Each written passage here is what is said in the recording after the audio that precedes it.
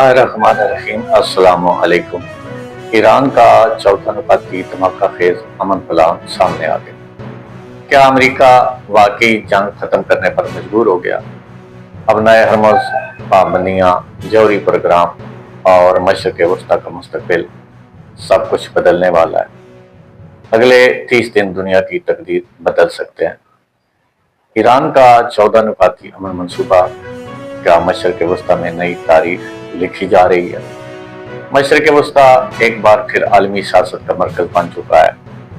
ایران اور United States کے درمیان بڑھتی ہوئی کشیدگی نے دنیا کو ایک بڑے جنگی خطرے کے دہانے پر لا کھڑا کیا تھا، مگر اب منظر بدلتا دکھائی دے رہا ہے۔ میڈیا رپورٹس اور امریکی ذرائع کے مطابق دونوں ممالک کے درمیان ایک 14 نکاتی امن منصوبہ زیر غور ہے، جسے بعض مبصرین گزشتہ کئی دہائیوں کی سب سے اہم سفارتی پیش رفت قرار دے رہے ہیں۔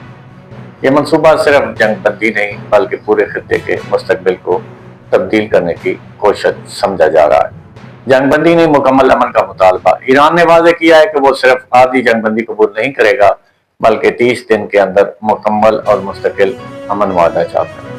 تہران کا موقف ہے کہ ماضی میں کئی بار جنگ بندیوں کو بعد میں دوبارہ حملوں کے لیے استعمال کیا گیا، اس لیے اب ایسا معاہدہ چاہیے جو مستقل استحکام کی ضمانت دے سکے۔